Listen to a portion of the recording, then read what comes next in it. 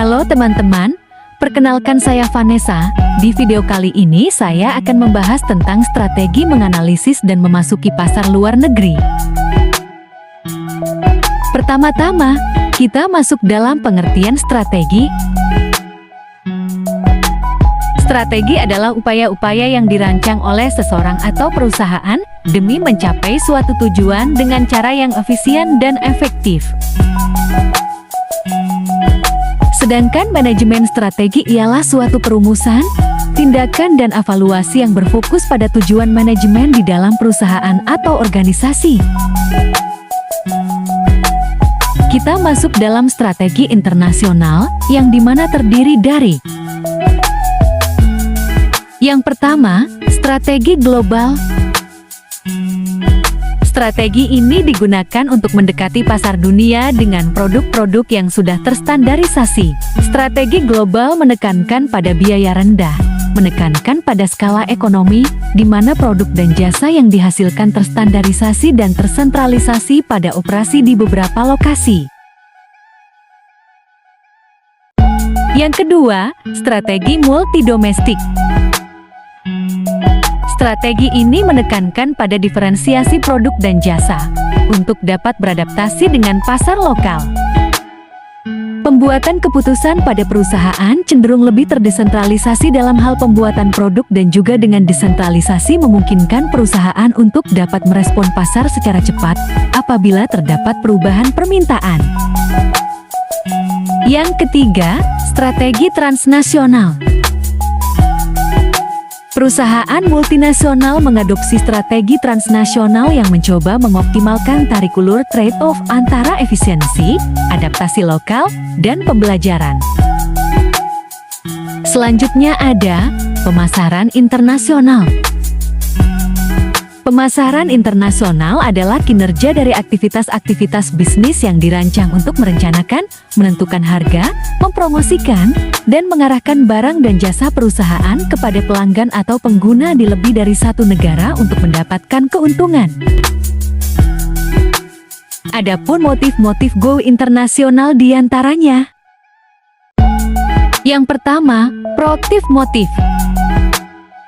Proaktif merujuk pada dorongan internal untuk mencoba perubahan strategi, di mana berasal dari kepentingan perusahaan di dalam memanfaatkan kompetensi unik atau peluang pasar. Yang kedua, reaktif motif. Reaktif menunjukkan bahwa perusahaan bereaksi terhadap tekanan ancaman di pasar dalam negeri maupun luar negeri dan menyesuaikannya secara pasif dengan cara mengubah aktivitas mereka dari waktu ke waktu. Sekarang kita masuk dalam pembahasan strategi pemasaran internasional. Yang pertama, ekspor. Ekspor adalah tahapan paling awal dalam melakukan bisnis lintas negara. Menurut Madura, mengekspor adalah penjualan produk atau jasa kepada pembeli yang berada di negara lain. Yang kedua, aliansi strategis. Menurut Kigen dan Green, aliansi strategis dibagi menjadi 5 yaitu: yang pertama, lisensi. Lisensi adalah izin dari pemerintah atau badan lainnya untuk melakukan tindakan tertentu dalam menjalankan usaha. Yang kedua, waralaba. Bentuk kerjasama bisnis antara pemilik merek, produk, atau sistem operasional dengan pihak kedua yang berupa pemberian izin untuk pemakaian merek, produk, dan sistem operasional. Yang ketiga, usaha patungan. Strategi untuk memasuki sebuah pasar host country, di mana pihak mitra lokal memiliki kepemilikan bersama dalam sebuah perusahaan yang baru dibentuk. Yang keempat, kontraproduksi. Perusahaan berkonsentrasi pada desain produk dan pemasaran, dan mentransfer tanggung jawab untuk kepemilikan fasilitas-fasilitas produksi. Yang kelima, investasi langsung. Investasi langsung dilakukan untuk menghindari hambatan tarif. Kesimpulannya, Perdagangan internasional merupakan salah satu bagian dari kegiatan bisnis yang akhir-akhir ini mengalami perkembangan yang sangat pesat.